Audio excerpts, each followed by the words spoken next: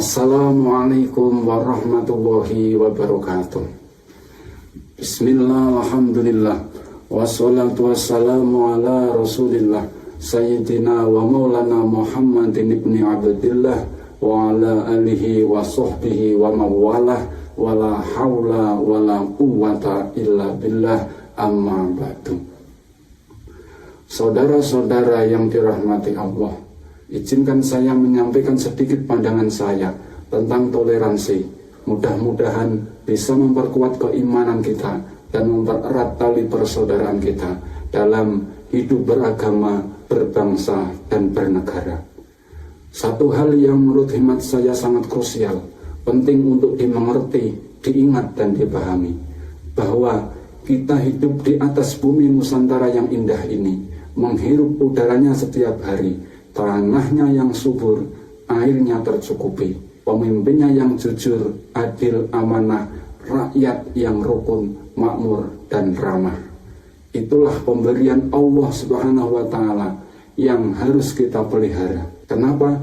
Karena kita harus ingat, saudara-saudara, sejarah panjang para pendahulu kita, nenek moyang leluhur kita, selama lebih dari 350 tahun hidup di bawah tekanan penjajahan Inggris, Portugis, Jepang, kemudian Belanda. Demi membebaskan kehidupan anak bangsa, para pejuang tetap gigih mengobarkan api semangatnya, mengorbankan harta benda, jiwa raga, bahkan nyawa, meneteskan keringat dan air mata, bahkan darahnya bercucuran di mana-mana, sehingga terwujudlah Indonesia yang merdeka. Tidak berhenti sampai di sini saja. Untuk mempertahankannya, para founding father, para pendiri bangsa kita mencurahkan ide, pikiran, dan gagasannya, membuat sebuah perjanjian besar dan mulia, Misakon Holidon, agar persatuan dan kesatuan bangsa tetap terjaga.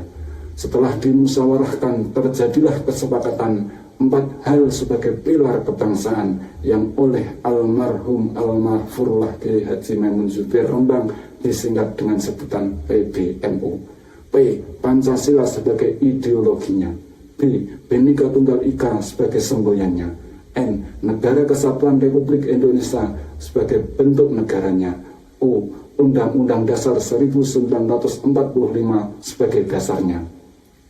Saudara-saudara, kita sebagai orang Indonesia harus tahu tentang hal itu. Bukan hanya tahu, akan tetapi juga harus memahami intisari kandungan, isi, esensi maknanya. Paham saja belum cukup, tetapi juga harus diimplementasikan dalam kehidupan sehari-hari.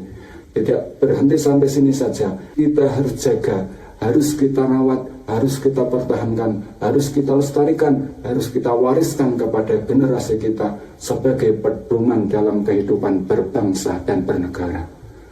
Saudara-saudara yang dirahmati Allah, Indonesia bukan negara kecil.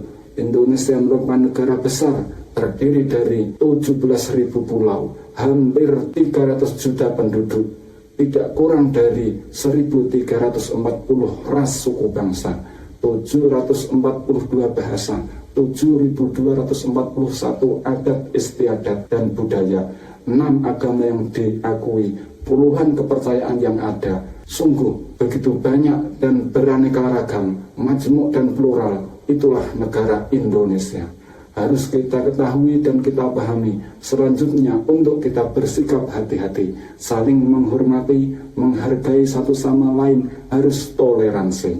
Toleransi merupakan sikap terbuka dan mau mengakui dan menerima adanya berbagai macam perbedaan, baik perbedaan dari sisi suku, perbedaan dari segi bahasa, warna kulit, bahasa, adat istiadat, budaya, serta perbedaan dari segi agama. Allah Subhanahu wa Ta'ala berfirman dalam Al-Quran surat Al-Hujarat ayat 13. A'udzu billahi minasyaitonir rajim. Bismillahirrahmanirrahim.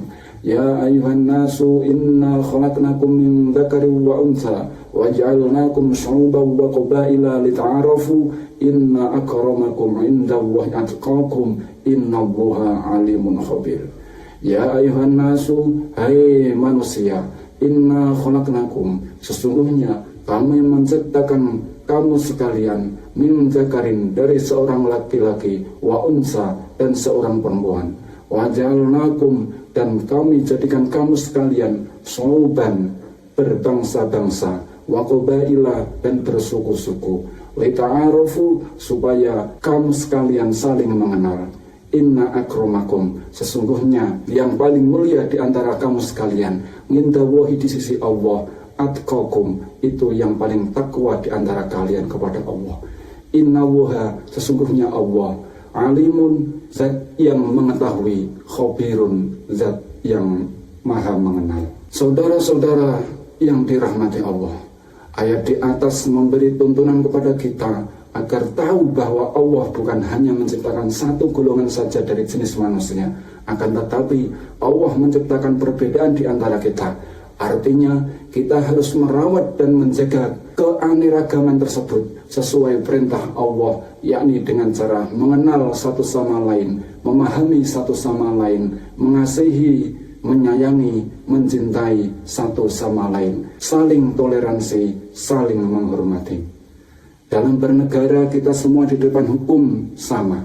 Dalam beragama kita semua di hadapan Allah juga sama. Tidak ada yang membedakan kecuali ketakwaannya. Lantas mengapa kita harus saling caci maki?